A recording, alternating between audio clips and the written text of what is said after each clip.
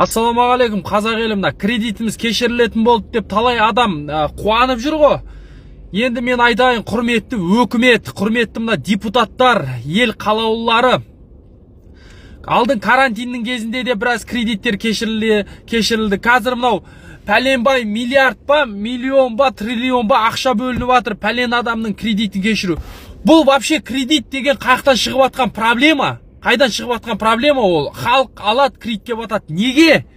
Өйткені 5% адамның ойына сыймайтын проценттер 38%. 30% деген не деген сұмдық? Алға болашақ ана елге қараймыз, дамыған мемлекеттерге қараймыз дейміз да, біздің проценттеріміз неге сондай?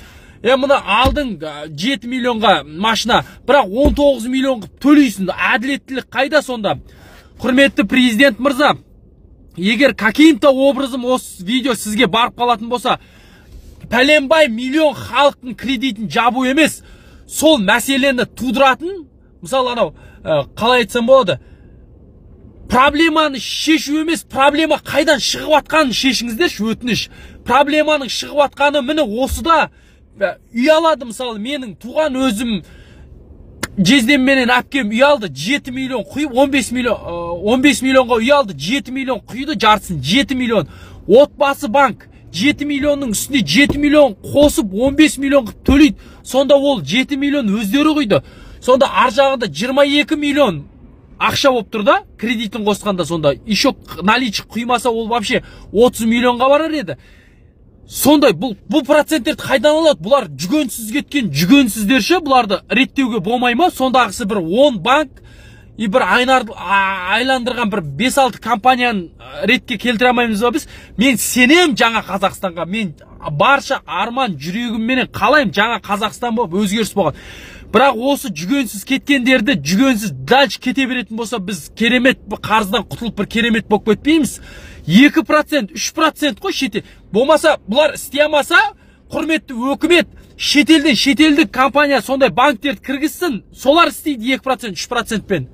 А бұлардың кетпей отыруы, бұлардың тексеріссіз жаңағы сондай проценттермен жұмыс жасай беру, сол анау ұйықтап отқан депутаттардың туысқаны соны басқарып отқан әңгіменің ашығы.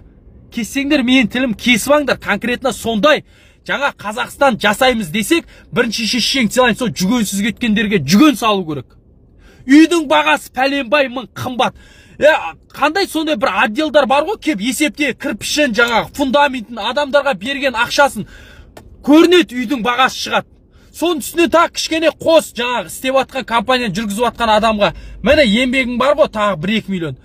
А олар шешең сыйлайын, салатта пәленбай миллион, миллиардтап ақша қосады, үстіне ит сатады халыққа. Сондай тексеруге болады ғой? Процентті, бұлар процент, 30%, 40% деген қайықтан абатыр вообще. Жүрегің ауырады, ойласаң. Кеше ана кредит туралы кішкене видео түсірген, просмотр кет, комментарий жазып атыр ғой адамдар, сұмдық деп. Действительно, жүрегің ауырады.